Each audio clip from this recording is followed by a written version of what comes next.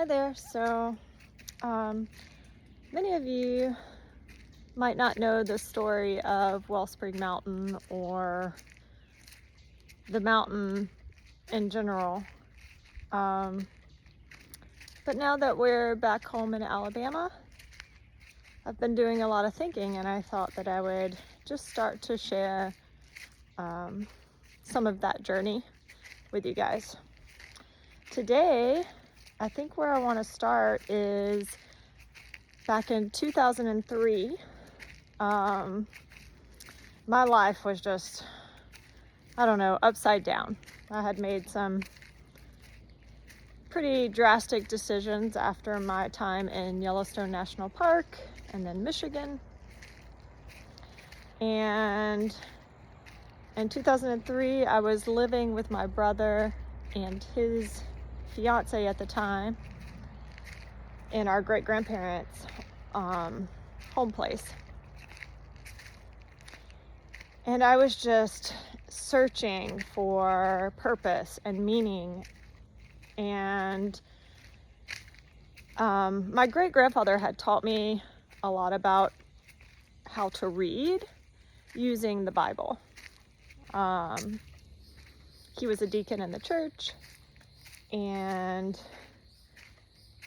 he also took care of my brother and I when we were younger. So he was a big influence and also a big part of my education, and reading came from him, and many other things.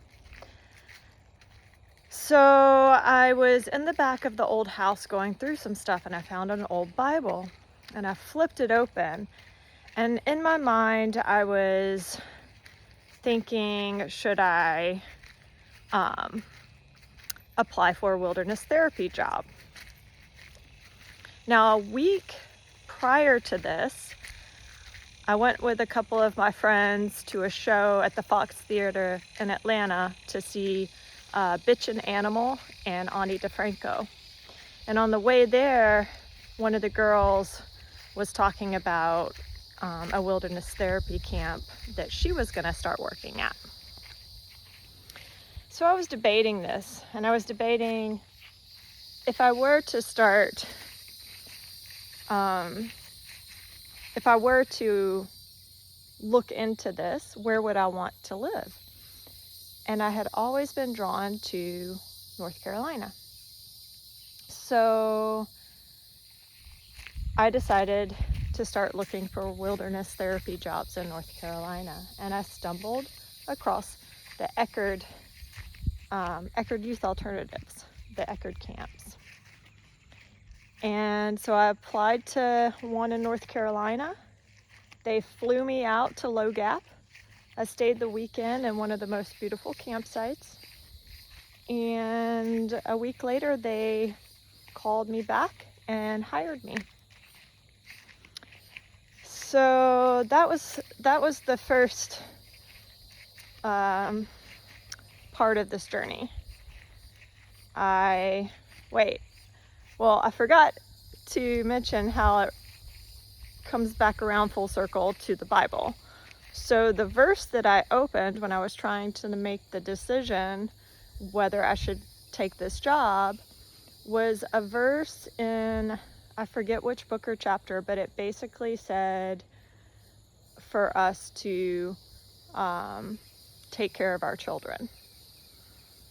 And I instantly felt like that was a serendipitous message to me, and I took the job in Low Gap. And so that was back in 2003. I was 22 or 23 years old, and long before I had met Thomas. So that's the first part of the story. I think I'll do this like once a day or twice a week. I don't know. But I'm going to continue with the story, and if you'd like to follow along, I'd love to have you. And please, if you have any questions, let me know in the comments. Let's talk about life and journeys and serendipitous moments. All right. I hope you'll have a good day. I'm gonna go find some joy in today.